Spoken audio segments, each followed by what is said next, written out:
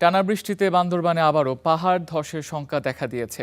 এতে আতঙ্কে বাসিন্দারা। শহরের ইসলামপুর, কালাঘাটা, বনরূপা সহ কয়েকটি এলাকার মানুষ পাহাড়ের পাদদেশে ঝুঁকিপূর্ণ অবস্থায় বসবাস করেন। কয়েকদিন ধরে টানা বৃষ্টির পর সেখানে ধসের শঙ্কা তৈরি হয়েছে। এতে আতঙ্কে বাসিন্দারা।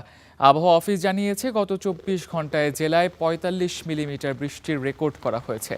বান্দরবানে গত এক দশকে পাহাড় ধসে প্রাণ হারিয়েছেন শতাধিক মানুষ।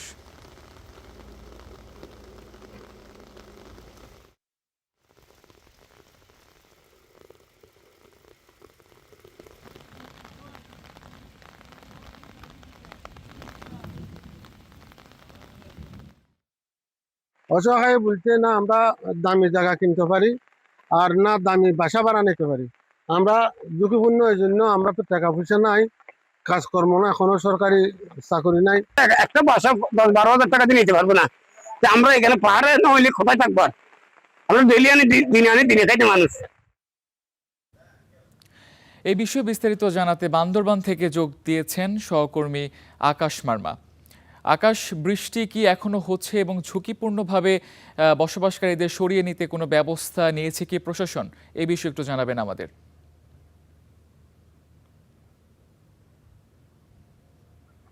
আহ বান্দরবানে গত ৪ দিন ধরে যে ভারী বর্ষণ এবং যে মুষলধারে বর্ষণ সেটি ৪ দিন ধরে হচ্ছে। বান্দরবানের বিশেষ করে কখনো রাতে বা কখনো দিনে বা সারাদিন বা মুষলধারে বৃষ্টি হচ্ছে। যার কারণে যারা পাহাড়ের পাদদেশে বসবাস করছেন তাদের মাঝে একটু আতঙ্কের দেখা দিয়েছে। আমি একটু পিছনে দেখাতে চাই। বান্দরবানের যেসব এলাকা রয়েছে কালাঘাটা, বনরূপা, কেচিংঘাটা, একই সাথে যেসব ইসলামপুর রয়েছে সেখানে বেশিরভাগ করছেন তারা খুব আতঙ্কে রয়েছেন।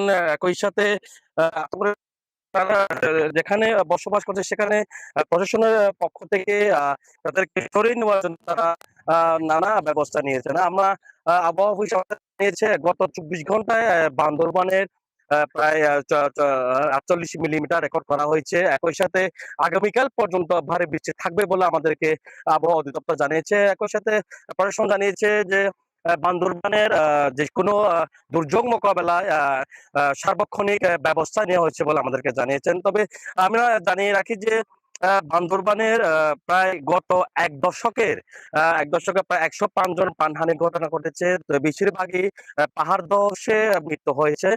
একই সাথে যারা পাহাড়ে বসবাস করছেন তাদেরকে নিরাপদে আশ্রয়ে আসার জন্য প্রশাসনের পক্ষ থেকে বিশেষ তারা ব্যবস্থা নেওয়া হয়েছে। এই ছিল বান্দরবান থেকে সর্বশেষ খবর।